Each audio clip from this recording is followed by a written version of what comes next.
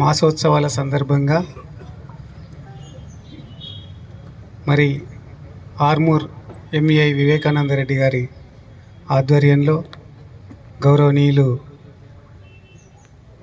Joint committee transport Chandrasekhar Goud గారు, అలాగే మన డిటిసిఓ గారు, మరి వేదిక మీద ఉన్నటువంటి స్థానిక ట్రాన్స్పోర్ట్ కార్యాలయ సిబ్బంది, నవీన్ తదితరులు,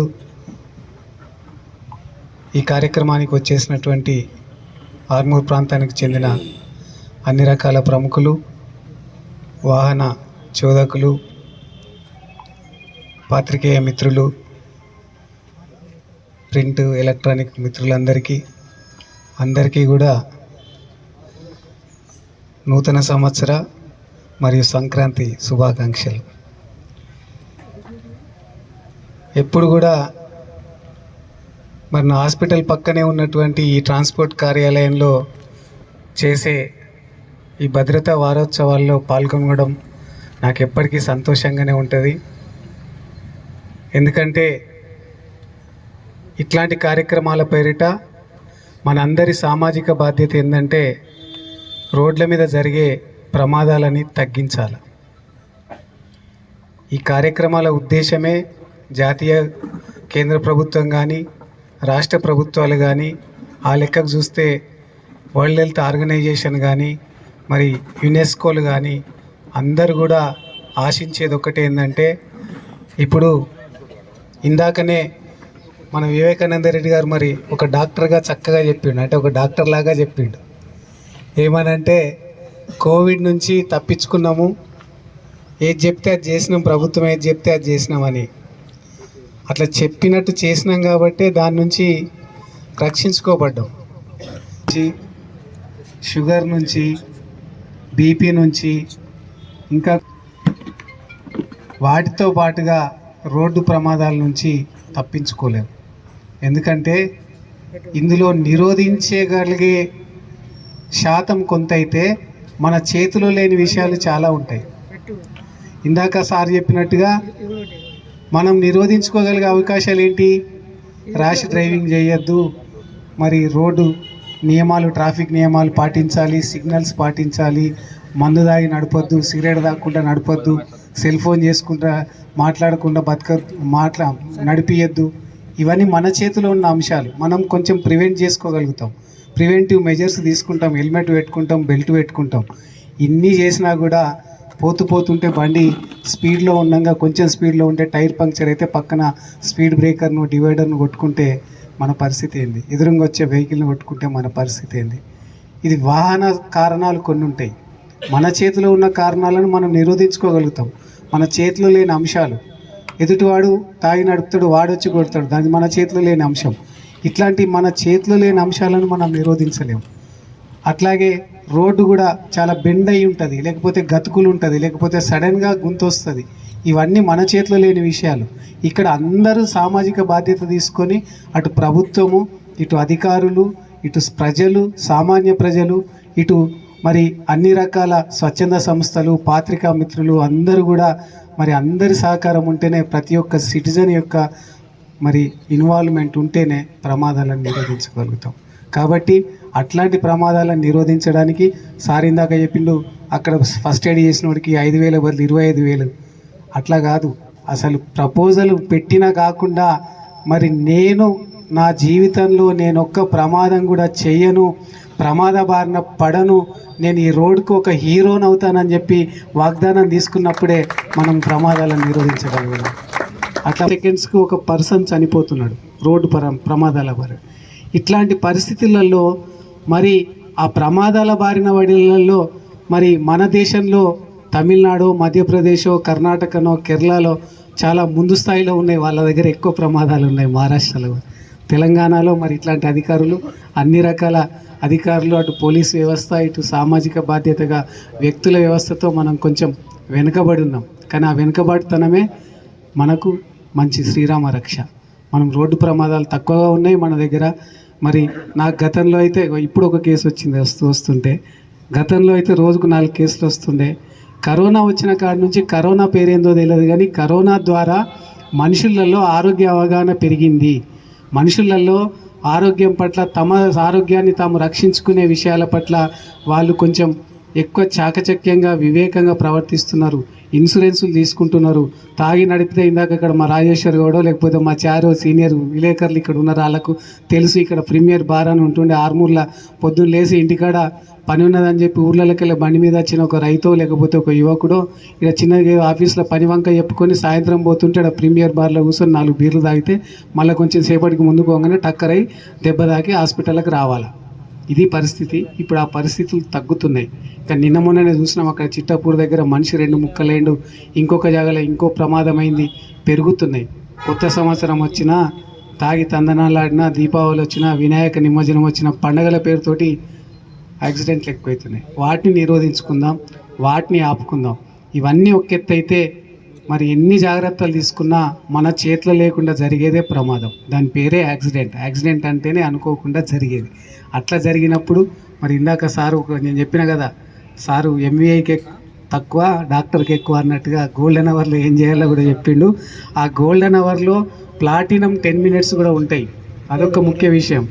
అంటే యాక్సిడెంట్ అయిన వెంటనే అక్కడ ఉన్నవారి యొక్క సామాజిక కర్తవ్యం ఏంటంటే right, you to do right thing.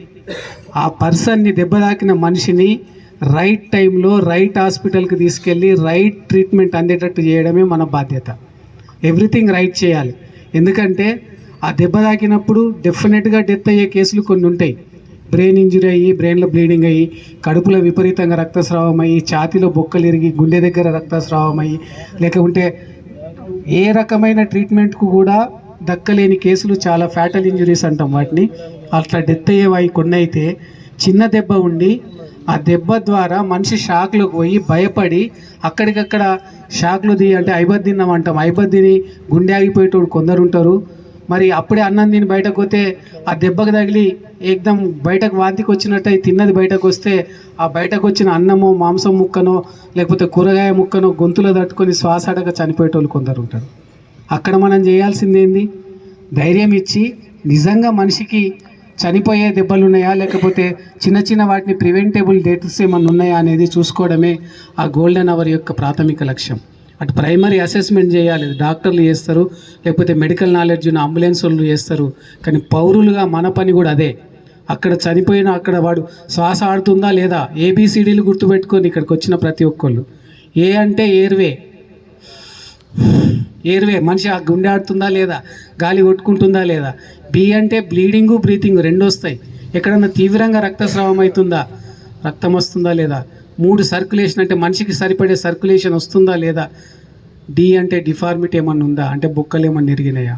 A B C D తర్వాత ఈ అనేది హాస్పిటల్కి పోయినాక వస్తుంది ఎగ్జామినేషన్. ఏలో మనం ఏం చేయాలి, శ్వాస ఆడకపోతే నోరు పైకి జరిపి గొంతు తెరిచి మెడను కొంచెం వెనుకకు అంచినట్టుగా చేసి ఛాతి మీద కొంచెం ఒత్తినట్టు చేస్తే సడన్గా ఊపిరి ఆగినోడు కూడా అప్పుడప్పుడు ఊపిరి తీసుకుంటాడు. అది మనమంతా చేయాలి. కొన్నిసార్లు అవసరమైతే గుండె ఆగితే గుండె మీద దబ్బన ఒక ఫిస్ట్ లాగా ఒక ముద్ద ఇట్లా కొట్టినట్టుగా కొట్టి చేస్తే కూడా తప్పులేదు. అది పోలీస్ దెబ్బ కిందికి రాదు, ప్రాథమిక వైద్యం కింద వస్తుంది. దాన్ని కొట్టి కూడా మనం బతికించే ప్రయత్నం చేయాలి. బ్రీతింగ్ రీసెర్చ్ సెట్ చేయాలా. బ్లీడింగ్ ఏమైనా ఉంటే మన చేతిలో తుండు ఉంటే, బట్ట ఉంటే, పక్కన ఏదైనా బట్ట ఉంటే ఆ బ్లీడింగ్ అయ్యే చోట గట్టిగా ప్రెషర్ పెడితే బ్లీడింగ్ ఆగుతుంది. ఎందుకంటే ఆ గోల్డెన్ అవర్లో నీకు ఒక చిన్న రక్తనాళం కట్ అయ్యి శరీరంలో ఉన్న రక్తం 70% 60% రక్తం నువ్వు హాస్పిటల్ పోయే లోపల పోతే హైపోవలీమియా అంటే రక్తంలో శరీరంలో మరి ఏదైతే మనకు ఉండాల్సిన వాల్యూమ్ కంటే తక్కువ రక్తం అయ్యి మరి ఆ హైపోవలీమియా తోటి గుండెకు రక్త ప్రసరణ తగ్గి కిడ్నీకి రక్త ప్రసరణ తగ్గి కిడ్నీ డ్యామేజ్ అయితే నీకు ఆ రక్తనం నువ్వు ఆపగలిగినా కానీ తర్వాత కిడ్నీ డ్యామేజ్ తోటి డయాలసిస్ చేసుడో ఎక్కువ ఖర్చుకు పోవడమో లేకపోతే ప్రాణాలు పోవడమో జరుగుతుంది. కాబట్టి చిన్న కిటుకు అయిపోయేటప్పుడే దీపం ఉన్నప్పుడే ఇల్లు చక్క పెట్టాలా, stitch in a time saves nine అని చిన్నప్పుడు ప్రావర్బం చేసుకుంటాం. ఒక కుట్టు సమయానికి కుడితే మరి మనం 100 చినుగులను ఆపగలుగుతాం. అట్లనే సమయానికి రక్తస్రావాన్ని ఆపితే ఎక్కువ రక్తస్రావమై దాని ద్వారా జరిగే దుష్పరిణామాలను మనిషికి రాకుండా ఉండి ఒక ప్రాణాన్ని రక్షించిన వాడిని అవుతాం. డాక్టర్లు మాత్రమే కాదు ప్రాణాలు రక్షించేటోళ్ళు, సామాజికంగా అవగాహన ఉన్న ప్రతి ఒక్కరూ ముఖ్యంగా ఇట్లాంటి సీనియర్లో ఉండే విలేకరులు, పోలీస్ కానిస్టేబుళ్ళు, ట్రాన్స్పోర్ట్ సిబ్బంది, ప్రతి ఒక్కళ్ళు, డ్రైవర్లు అందరూ కూడా డాక్టర్లే. ఎవరైతే ప్రాణాలు రక్షిస్తాడే వాడే డాక్టరు. ఎంబీబీఎస్ పట్టా ఉన్నాడు, ఎంఎస్ పట్టా ఉన్నాడు డాక్టర్ కాదు. కాబట్టి ఈ అంశాలను మీరు దృష్టిలో పెట్టుకొని మన సామాజిక బాధ్యత, ఒక పౌరులుగా, ఒక మంచి సిటిజన్స్గా మన అందరి బాధ్యత. మనము మన జీవితంలో ఒక యాక్సిడెంట్ చేయకూడదు, అది మొదటి ప్రతిజ్ఞ. మనం యాక్సిడెంట్ లేని సమాజాన్ని నిర్మించడంలో మన వంతు పాత్రను పోషిస్తాం, అది రెండవ ప్రతిజ్ఞ. మూడవది, అట్లాంటిది అనుకోకుండా జరిగినప్పుడు మనవంత బాధ్యతగా ఒక ప్రాణాన్ని నిలపడానికి, ఆ గాయాల బారిన పడకుండా కుటుంబాన్ని రక్షించడానికి. ఎందుకంటే ఒక యువకుడు చనిపోతే ఆ యువకుడి మీద ఆశలు పెట్టుకున్నటువంటి వ్యక్తి, ఆ కుటుంబము ఎన్ని కష్టాలు పడుతుందో, ఎంత బాధపడుతుందో ఎవరన్నా మనకు యాక్సిడెంట్ ద్వారా పోయిన వ్యక్తులుంటే తెలుస్తుంది. ప్రాణాలు పోకున్నా మరి నడుమిరిగి కాళ్ళు చేతులు సచ్చుబడి లేవలేని పరిస్థితిలో ఉంటే పరిస్థితి ఏంది? మరి ఇవాళ రేపట్ల హాస్పిటల్ ఖర్చులు అన్నీ చూస్తుంటే ఖర్చుల మీద కూడా, అంటే కార్పొరేట్కి పోతే ఒక ఖర్చు, మామూలుగా అయితే ఒక ఖర్చు, సామాన్యులు పెట్టుకునే పరిస్థితి కాదు. కాబట్టి ఇన్సూరెన్సులు కూడా చేసుకోండి, అటు సమాజాన్ని కాపాడండి, మిమ్మల్ని మీరు కాపాడుకోండి. చివరగా ఇంకొక విజ్ఞప్తి ఏంటంటే, రోడ్డు మీద యాక్సిడెంట్ అయ్యి సీరియస్ అయ్యి అక్కడే బ్రెయిన్ హెమరేజ్ అయ్యి అక్కడే డెత్ అయితే అయ్యో చనిపోయాడని చెప్పి అక్కడ సానుభూతి చూపిస్తాం.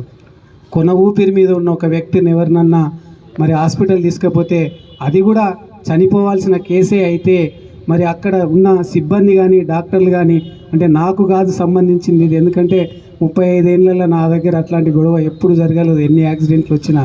కానీ అనుకోకుండా అక్కడ డాక్టర్ ట్రీట్మెంట్ చేస్తుండగా మరి 10 మంది వచ్చి అడ్డం వచ్చి ఇది అది అన్నట్టు చేస్తూ ఆ ట్రీట్మెంట్ జరగనియకుండా ఇటు ఆవేశపడి అనుకోకుండా వాళ్ళు చెయ్యంగా కూడా చనిపోతే అక్కడ గొడవలకు దిగి హాస్పిటళ్ళ మీద, డాక్టర్ల మీద, సిబ్బంది మీద దాడులకు కూడా కోల్పోకండి. ఇది కూడా మీ సామాజిక బాధ్యతనే. రోడ్డు మీద చనిపోవడం ఎంతనో అట్లాంటి ప్రమాదంతో హాస్పిటల్కి పోయి కొన ఊపిరి మీద చనిపోవడం కూడా అదే ఒక బాధ్యత అనుకొని, మరి అందులో ఒక భాగమే అనుకొని, ఒక అర్థం చేసుకొని చేస్మెంట్ చేయడానికి సహకరించాలి. కానీ ఆ చేసే వ్యక్తుల పట్ల ఏ రకమైనటువంటి అపోహలకు, దాడులకు ఉపక్రమించద్దని కోరుకుంటూ మీకు అందరికీ మరొకసారి నూతన సంవత్సర శుభాకాంక్షలు తెలుస్తూ, మరొకసారి ముఖ్యంగా మా వివేకానంద రెడ్డి గారు చాలా అలుపెరుగని సేవలు చేస్తున్నారు. మా జేటీఓ గారి దృష్టికి తీసుకెళ్తున్నాను, చంద్రశేఖర్ గౌడ్ గారికి. ఆయన కూడా చక్కటి ఆఫీసర్ అని విన్నాను.